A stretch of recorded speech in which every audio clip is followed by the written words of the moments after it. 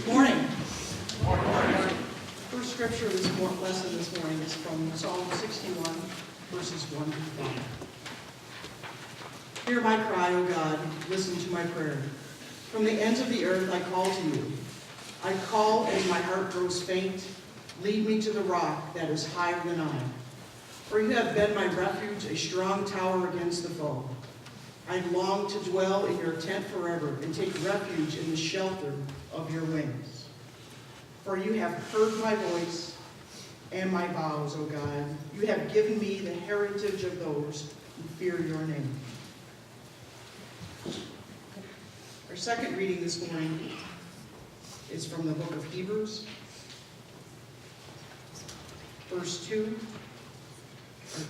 chapter 2, verse 14 through 18.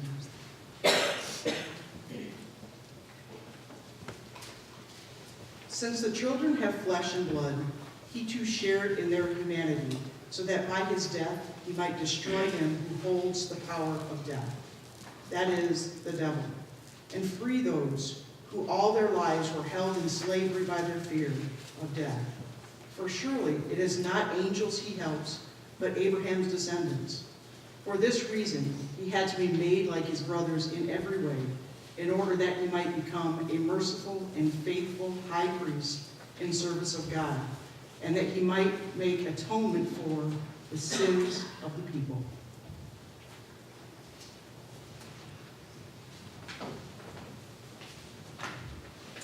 Thank you, Amy. May the Lord add his blessing to the reading of his word this morning.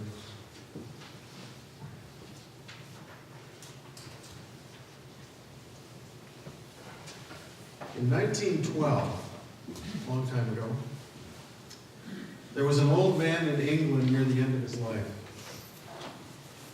At the same time in Germany, there was another at the beginning of his journey as an adult. Each came from stable but rather strict homes. Each came to know a deep passion in their lives. Passion born at least in part from the ravages of poverty and disillusionment they saw in their homelands. The older man would realize his passion in saving the lives of the downtrodden one life at a time. The younger man would serve his passion by destroying those he believed to be unworthy, hundreds at a time. One gave his life for others, the other took lives for himself. The old man, William Booth, founder of the Salvation Army. The younger man, Adolf Hitler. Books have been written about both. Many more, I fear, about Hitler than Booth. In the case of Hitler, I suspect books that strive to dissect this destructive man, to understand what made him tick. What in his life could possibly have prodded such ghastly and evil behavior?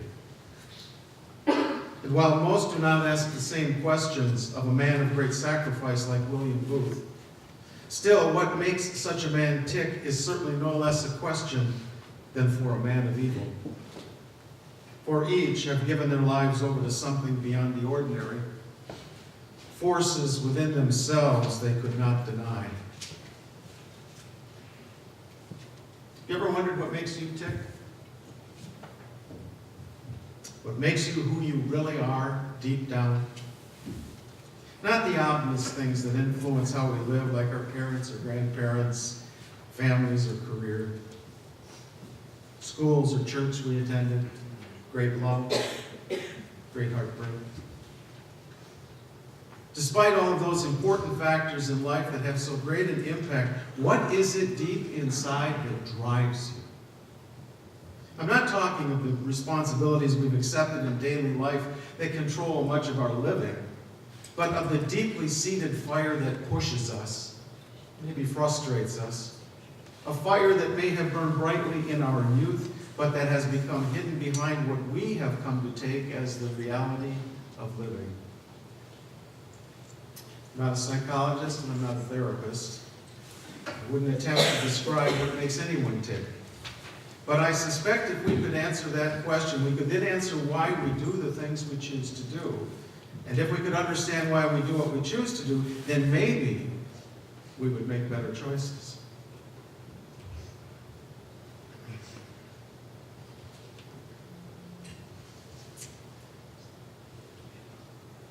Maybe you don't care what makes you tick, or even believe emotion's worth exploring. You might say to me, it's sometimes all we can do just to get up in the morning, get the kids off to school, go to work, shop, cook, clean, attend a child's event, a church meeting, maybe a little television, go to bed, get up and do it all over again. What makes me tick? Are you kidding? So let me attack it from a little different perspective. What drove you to be here this morning? I see most of you here regularly. Something pushes you to get up when you don't have to. So what is it that drives you to be here in this pew this morning? Family tradition? Generation after generation going to church is just what we do. Is it the music? Prayer? Communion? Maybe just knowing that in the midst of the daily grind you will see a friendly face who wants nothing from you, but knowing as well that if you need anything, that person will be there. Maybe the coffee and refreshments afterward and a few minutes to catch up with friends. Maybe the only smile you will receive in an otherwise lonely week. Maybe you do it for your kids, for no other reason that you know they will be surrounded by good people. All good and worthwhile reasons for being here. But is it not reasonable to think that whatever underlies your getting out of bed each Sunday morning and walking through these doors is part of what makes you tick, part of what drives you? Is it not reasonable, if you're a believer in a living Christ, that whatever drives you just may have some connection to the living God who created you in the first place? Literally some connection to the one who made and allows you to tick at all? And if so, is it not unreasonable, particularly in this Lenten season, when we make a significant effort to find connection with Christ, who gave his life for us, that we do so in part because somewhere within us there is a still small voice or fire or drive or sense of purpose, call it what you will, something that prods us to seek more in life.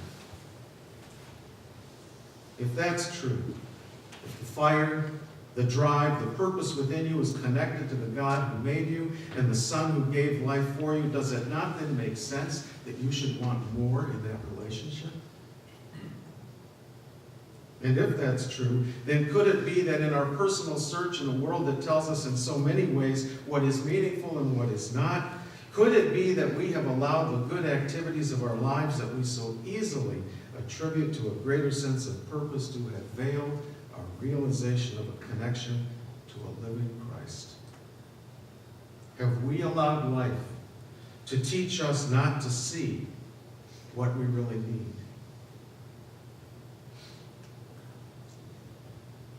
That question reminded me of a presentation by one of my college professors as he talked of the impact of what we allow the world to teach us and how it can affect the quality of our lives. He told a story about an experiment that had taken place with a group of monkeys. And they put 3 monkeys in a metal cage. The metal cage had an electric charge running through the floor. And hung above the monkeys was a wire with food on it. If one of the monkeys jumps and grabs the food and is then in the air, the other 2 monkeys get a shock. Now eventually they realize, I probably shouldn't grab the food. So they take one monkey out and put another monkey in. The new monkey sees the food, grabs it, the other 2 annihilate it. Gradually over time, the original 3 monkeys are gone, and there are 3 new monkeys in the cage. They all know they're not supposed to take the food, but they don't know why. Now that's humorous on some level, disturbing on another, but could daily life do that to us when we're not looking? Cause us to react without knowing why? Of course, they were monkeys, not people. People wouldn't be bamboozled by the world around them quite so easily, would they? Or would they? How many do you know who have allowed the world around them to define success as a 60-hour week and moving up the ladder rather than enjoying what they do for a living? How many do you know who are more interested in where their child's going to college or what degree they're pursuing rather than in the happiness of the child? How many do you know who live beyond their means because their image in the community is of more importance than the security of their family? That story about the monkeys has stayed with me for 40 years. He says something about me. But anyway, this story stayed with me. And as I think about such stories, I realize that there are many events in my life that I recall vividly that would probably mean nothing to you. And I wondered, as I recalled such events, are they a window into a deeper sense of the purpose in me?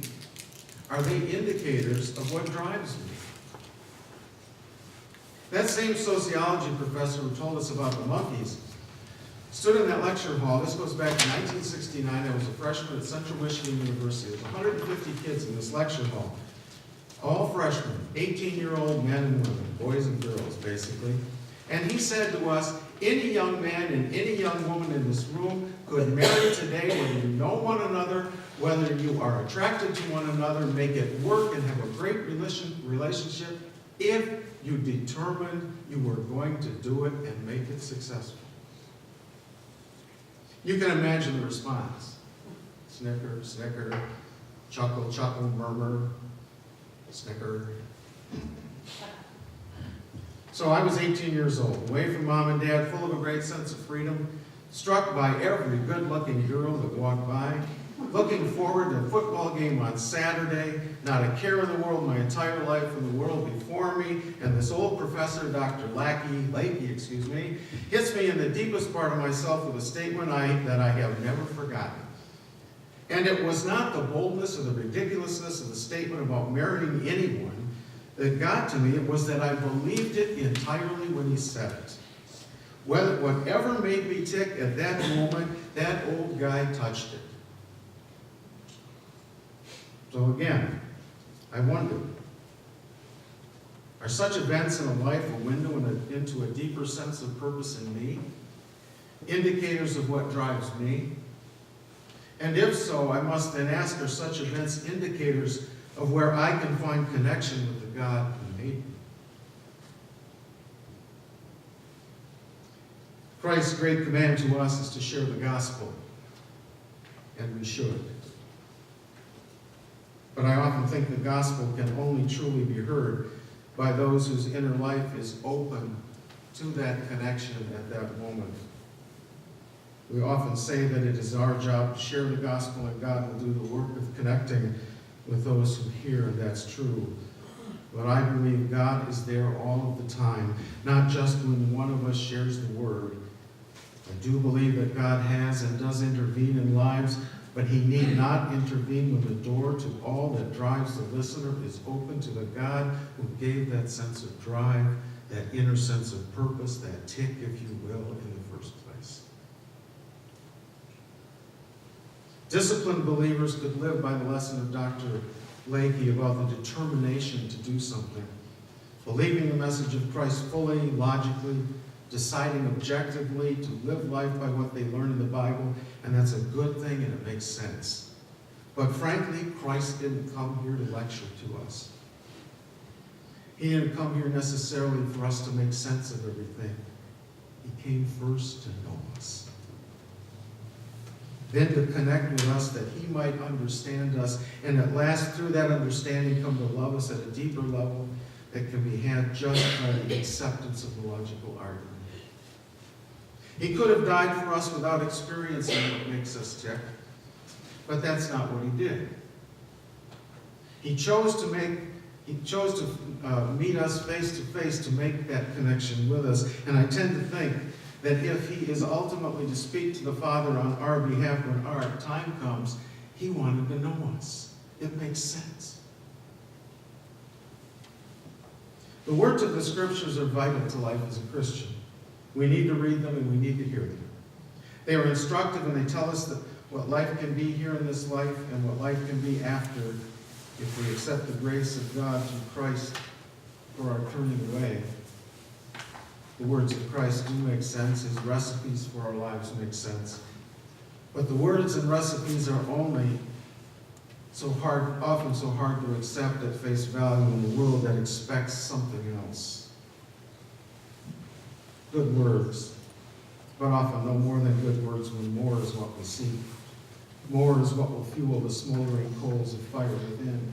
Where is that connection that eludes us?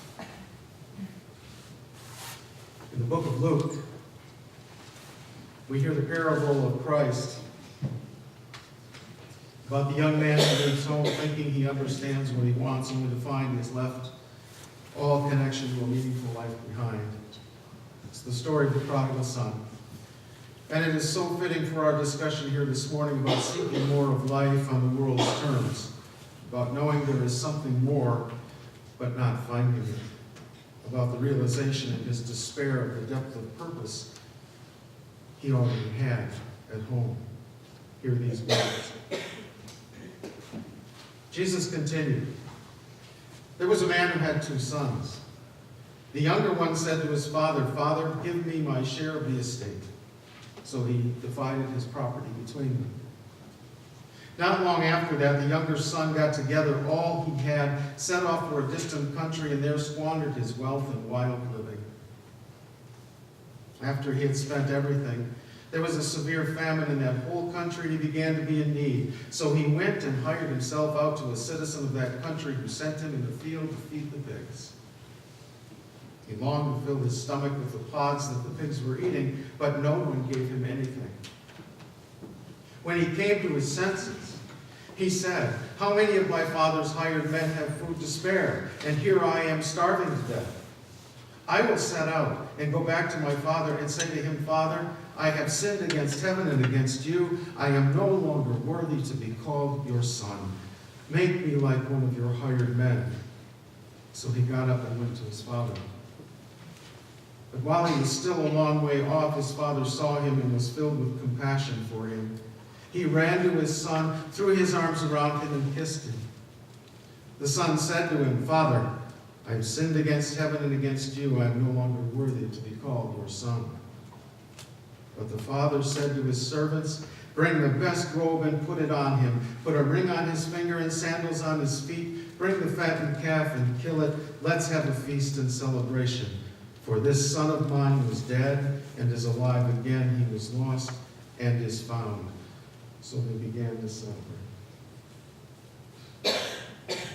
We've been taught to believe it is a story about wayward sons and daughters going their own way and being welcomed into the arms of a loving father without judgment. And that's true. But I think it's also a story intended to help us understand that there is a real hardwired connection to God through the sense of purpose He gave us in the first place. A sense of purpose that has become covered with the dust of a world with different purposes. For me, if that's not true, if there is no connection, then the response of the father in the story doesn't entirely make sense. For if the story, albeit a parable, is about God the Father accepting the wayward son without some deeper connection, then why did Christ need to come at all? Why did he need to know us on a human level? These earthly creations of his Father who shockingly want to go their own way. It's a parable and it has a lesson for us. But I think the father reacts as he does because the wayward son, in the depth of his despair, realizes at the very heart of what makes him tick that home is where he should be. It defines him. It reflects all that makes him who he is. It is his connection to all that is of meaning at its deepest level. And in that recognition, even wondering if he will be ridiculed or accepted, then he must return if he is to find what he was seeking in his adventure in the first place. And the Father, whether the human father in the story or our Father in heaven, rejoices when he comes to that same deep recognition of purpose of the inner drive he gave us, and he celebrates. few weeks ago, Pastor Susan spoke to us about spiritual gifts, the responsibility we have to use those gifts. It seems to me that if such gifts are indeed within us, the gifts given us by the Father, then are we not the gift box? And if we can see it in that way, is it not possible that in seeking with great excitement the gifts of this world, we discard the box, and in so doing discard all that defines us, to find the gifts that we encounter, leaving us wanting? I think the father in our parable knew that the boy now realized the great gift of life he had within, the gift of full connection and love with that father. The father saw in the physical boy the beautifully wrapped package that contained the gift of great price that the boy now brought back to him. He would not tear the wrapping with harsh words, nor discard the box in anger and frustration, but embrace that child and in so doing rediscover the connection he knew was there all the time.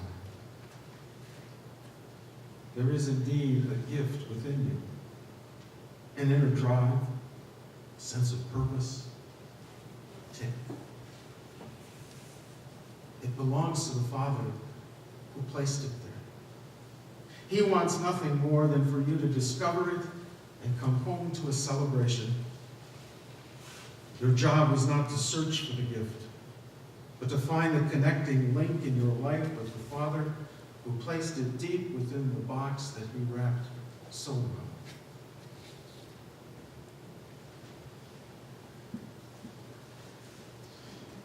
I mentioned earlier about those events in our lives that are so vivid that probably don't mean much to anybody else.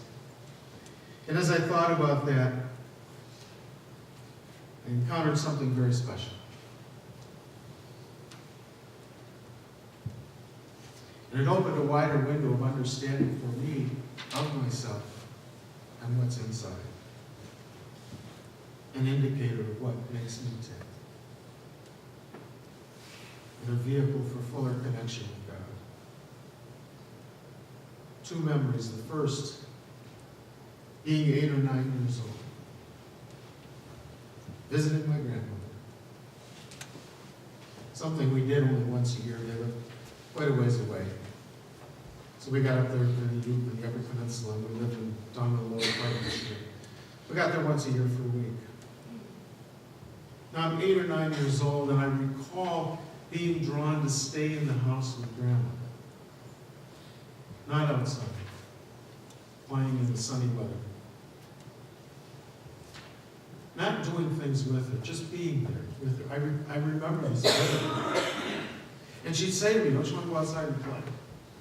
Well, yeah, I guess so. And I kind of head for the door, but I wouldn't leave. And one of the things Grandma did, she'd walk through the house doing her chores. We're there visiting, and she's doing her cleaning. She had an old upright piano, and every once in a while, she'd just stop and pull the bench out. She'd play a melody, a tune. 5 minutes, 10 minutes. I'd sit and listen around the corner. She'd get up, she'd hum that tune the rest of the day. It struck me that at 8 or 9 years of age, I was drawn to her tranquility. I was connected to her, not just because she was Grandma, but because we shared something deeper. The full realization of my need for tranquility came almost immediately in the second memory. Sitting in my wife's apartment, our first date, late in the evening, talking. It all came together as I found the connection I needed in the tranquil soul of the woman I'd married.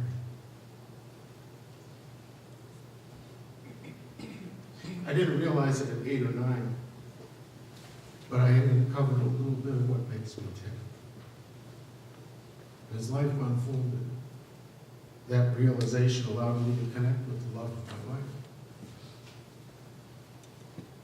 So I ask again, what makes you tick? What is it within you that will allow you that path for full connection with the God who loves you? Don't you think it might be time you take a look?